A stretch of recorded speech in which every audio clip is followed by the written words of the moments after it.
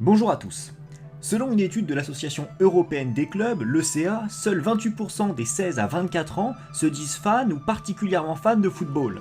Un chiffre qui ne descend jamais en dessous des 35% chez les adultes et qui monte même, dans certaines tranches d'âge, à 54%. Plus étonnant encore, 39% des 16 à 24 ans affirment détester ce sport ou ne pas s'y intéresser du tout. Par conséquent, les fans de football chez les jeunes sont de plus en plus rares. Mais en plus, leur amour pour le football, ou du moins leur façon de consommer le football, semble avoir changé et témoigne d'une certaine distance des jeunes avec ce sport, pourtant si iconique. Dès lors, il m'est venu une question. Pourquoi les jeunes n'aiment-ils plus autant le football qu'avant? Tout d'abord, depuis quelques années, d'autres sports comme le basket ou le handball n'ont jamais fait autant de bruit. Par exemple, les nombreux titres glanés par l'équipe de France de handball ont offert à ce sport une médiatisation sans précédent.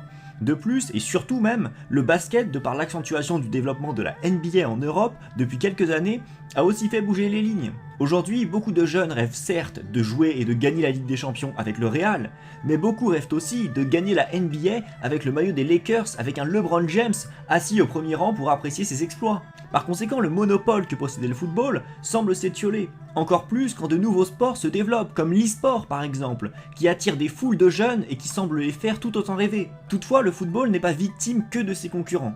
Il est aussi victime d'une nouvelle génération qui est née dans un monde où chaque jour, des entreprises se livrent une guerre du divertissement sans merci. Et aujourd'hui, le football n'est pas le concurrent du seul basket, volley, handball, mais il se trouve aujourd'hui concurrencé par Netflix, Spotify, ou même le cinéma dans son ensemble. Les diffuseurs de contenu footballistique sont entrés dans la guerre du temps de cerveau disponible que vous avez à leur offrir. Et le problème, c'est que les diffuseurs ne semblent pas avoir pris la mesure de cette nouvelle concurrence. Et le format qu'ils proposent n'a pas évolué en conséquence. Aujourd'hui, ce format ne colle plus aux habitudes des jeunes. En effet, les nouvelles générations sont habituées à un contenu court, rythmé et surtout très flexible. Devoir être devant sa télé à 20h pour tel match, c'est d'après moi devenu compliqué à imposer à un jeune. Et quand on voit le temps qu'une plateforme de diffusion prend pour rendre disponible un match en replay, l'attention des jeunes en question est déjà passée à autre chose. Par ailleurs, en plus d'être flexible, le spectacle qu'est le football se doit d'être rythmé, pour ne pas perdre ses téléspectateurs. En effet, les velléités défensives de nombreuses équipes, notamment en Ligue 1, rendent le spectacle bien plus terne. Et un jeune préférera plutôt regarder le dernier Avenger sur Disney+, qui lui n'est pas avare en action et en rebondissement. Surtout que Disney+, c'est 7€ par mois, alors que la Ligue 1 et la Ligue des Champions, c'est presque 50€ par mois. Le calcul est rapidement fait, surtout pour un jeune au faible pouvoir d'achat. Après, je ne pense pas que le format de 90 minutes soit handicapant à l'heure d'aujourd'hui, car si le contenu est de qualité, les spectateurs seront présents pour l'apprécier. Surtout qu'à trop vouloir travestir notre sport de cœur, ces acteurs risquent de perdre les supporters les plus âgés, qui sont souvent attachés à un certain protectionnisme. Après avoir constaté les raisons qui expliquent le désamour des jeunes pour le football, il m'est venu une autre question. Comment faire pour rendre le football plus attractif pour les jeunes générations, sans pour autant perdre les anciennes générations qui, elles, sont attachées à un certain protectionnisme? Tout d'abord, je pense que c'est aux distributeurs d'agir, c'est-à-dire Canal+, ou encore beIN Sport. En effet, le format de diffusion qu'ils proposent est le même depuis des dizaines d'années. Diffusion de matchs à heure fixe, exclusivement sur une chaîne payante, avec en complément des émissions de débriefing avec des journalistes et consultants. Rien de plus, rien de moins. Et ne m'obligez pas à parler du système de replay mis à disposition qui est plus que défaillant entre le temps d'attente pour disposer d'un match sur leur plateforme, mais aussi le fait que le replay ne reste disponible sur la plateforme qu'une semaine, c'est à n'y rien comprendre. Par conséquent, les distributeurs se doivent d'évoluer vers une digitalisation de leurs produits. En effet, les jeunes, dont je fais partie, ne regardent plus la télévision et consomment sur internet. Et personnellement, quand je me retrouve devant beIN Sport Connect par exemple, je ne peux m'empêcher de me demander si je perds pas mon temps. Honnêtement, il existe des sites de streaming illégaux qui sont plus optimisés et plus user-friendly que ce site-là.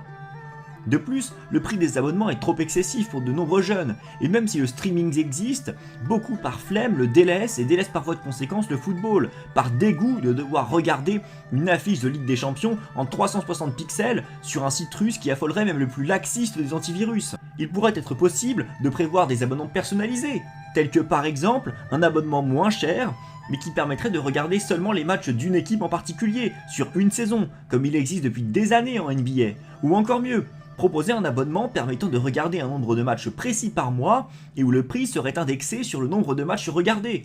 Par exemple, un abonnement à 10€ au lieu de 25€ pour voir 15 matchs par mois, soit un peu plus de 2 matchs par semaine. Cela me semblerait raisonnable. Par ailleurs, Un distributeur comme Canal+, par exemple, distribue certes des matchs, mais aussi des émissions de débriefing. Cependant, ces émissions, en plus d'être accessibles uniquement sur leur plateforme que les jeunes ne fréquentent pas, sont toujours animées par des personnes de plus de 2 fois leur âge. En effet, aujourd'hui, un jeune entre 16 et 24 ans ne regarde plus des émissions telles que le Canal Football Club.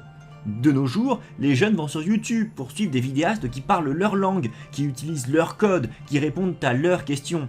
Et comment attirer des jeunes alors que les distributeurs restent hermétiques à ces nouveaux horizons?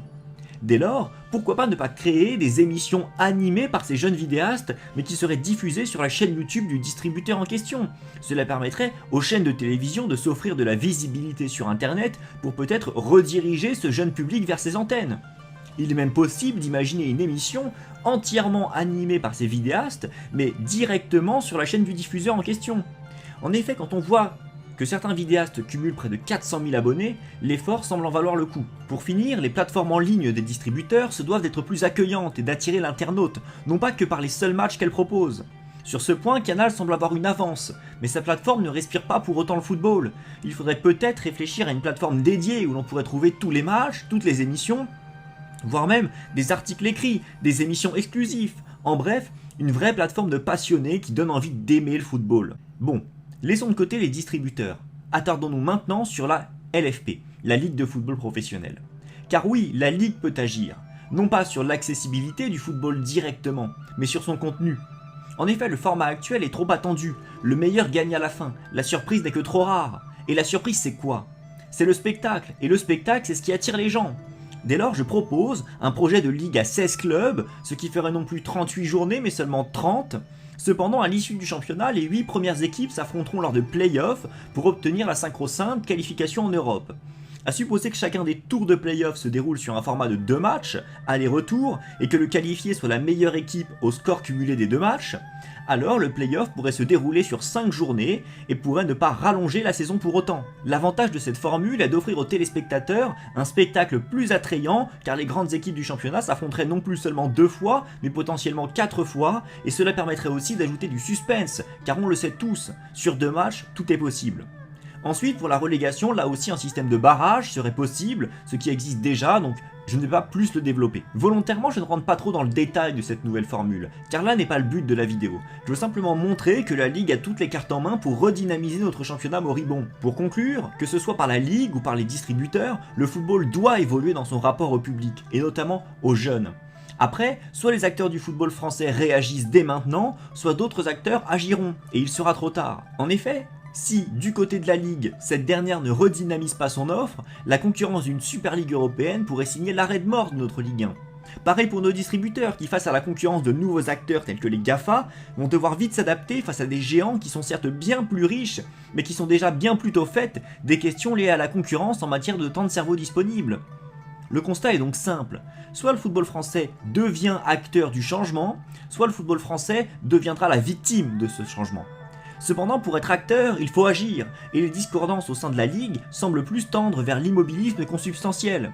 Dès lors, notre seul espoir de redynamisation semble être du côté des diffuseurs, mais rien ne me laisse penser qu'il existe un quelconque dynamisme de leur côté. Bon, sur ces belles paroles pleines d'espoir, je vous souhaite une bonne soirée, et surtout, profitez bien de votre football business.